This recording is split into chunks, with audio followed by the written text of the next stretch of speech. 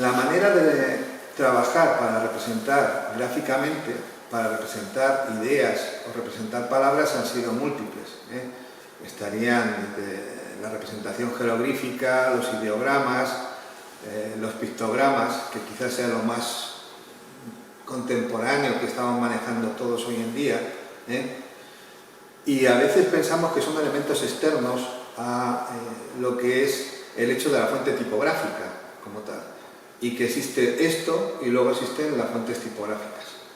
Es cierto que hoy en día también trabajamos con elementos que no son letras y que están en las fuentes tipográficas. Estos corchetes y un número no son letras, son otra cosa. Lo que pasa es que estamos tan acostumbrados a leerlo que yo a veces, vosotros porque sois expertos, pero si consultas a un alumno, y esto es muy corriente, si el 8 es una letra, lo ven como una letra, no lo ven como otra cosa, que además es radicalmente distinto en su función de signo, porque es un signo que es una idea, y por tanto se puede leer desde cualquier tipología de lengua y de manera diferente, y no está unido directamente a la lengua, mientras que cuando trabajas con letras escribes palabras que están directamente unidas a la lengua. Y ya cuando hablamos del corchete y su lectura resulta más compleja de decir, es decir, ¿cómo digo el corchete? ¿Cómo vocalizo este tipo de escritura? Que además manejo constantemente en la escritura cotidiana.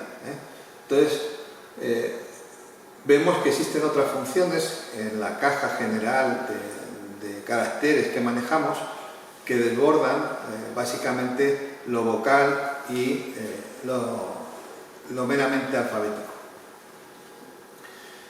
También desborda mucho la manera habitual con que vemos la tipografía y vemos el trabajo de la escritura cuando asistimos a una legibilización del entorno cada vez mayor que llena de signos cualquier cosa, hasta el suelo que pisamos.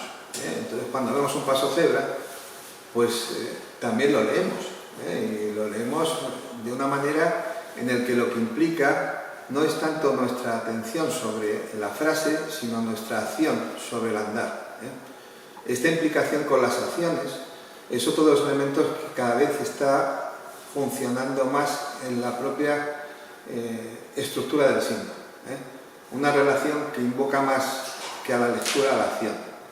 Esto lo comentaba porque acaba de leer también a Ulises Carrión, que venía a hablar del libro como ya un territorio de acción y no solamente un territorio de lectura, que por extensión implicaba también la posibilidad de que ese propio territorio, que es el entorno que nos rodea, pudiera ser un libro, que también se puede leer y sobre el cual también puedes realizar una acción derivada de la propia lectura del entorno. Los soportes cada vez son mayores y la escritura se desenvuelve en territorios de todo tipo. Otro territorio es la pantalla. Yo creo que el territorio por excelencia hoy en día es la pantalla. Yo recuerdo cuando algunos de los que estábamos aquí hablábamos hace muchos años sobre la tipografía y veíamos cómo iba poco a poco ocupando la pantalla del territorio, y ahora casi diríamos que la pantalla es el territorio, ha cubierto gran parte del territorio. Y otra parte que está cubriendo, por ejemplo, mucho hoy en día el texto es la piel, la propia piel.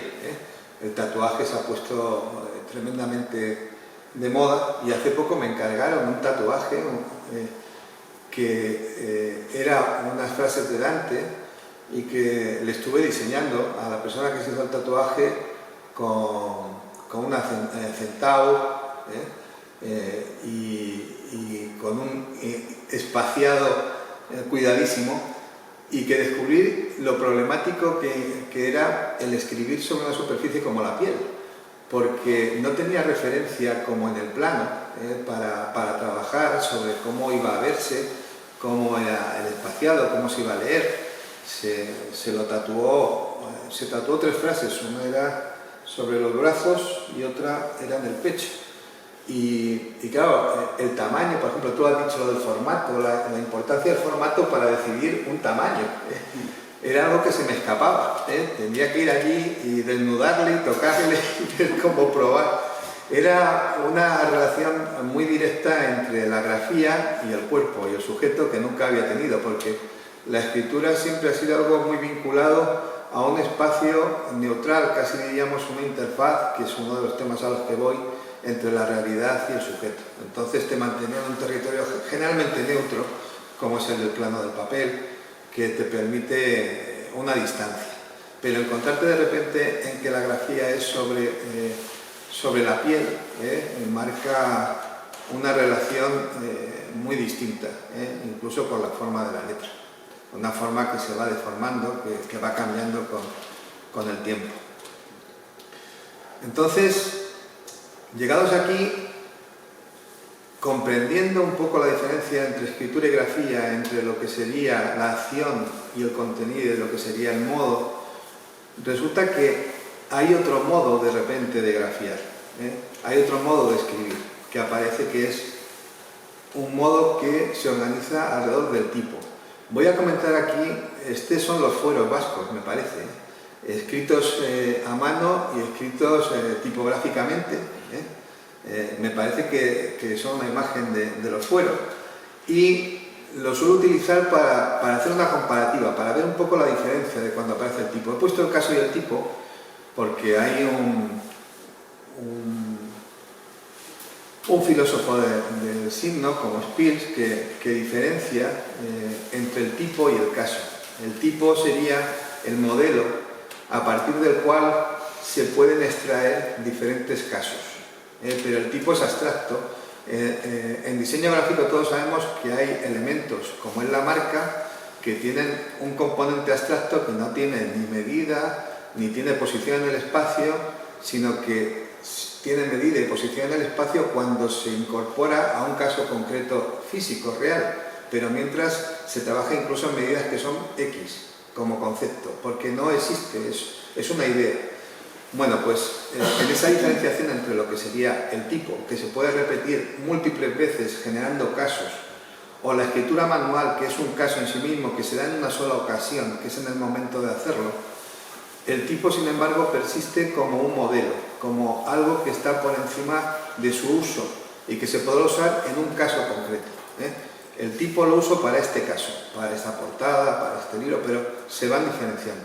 Y esa diferencia tiene que ver con temas como lo que ha ido ocurriendo a posteriori con la digitalización, pero en un plano distinto. Podríamos decir que la división en piezas intercambiables de la escritura manual es algo parecido a lo que ha ocurrido con la digitalización en relación, por ejemplo, a la imagen o al sonido.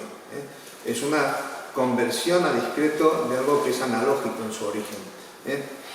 Esa conversión a discreto fue, en el caso de Gutenberg, el hecho fundamental. Cómo podía hacer unas piezas que encajaran, como hablábamos el otro día, con anchos que no son iguales, porque la tipografía que podíamos encontrar que venía de Oriente eran cuadrados, no tenían la complejidad de anchos variables, en función de la letra latina, que era muy diferente una I de una M, y por tanto las piezas no podían ser simplemente un juego de cuadrados, sino que implicaban anchos diferentes.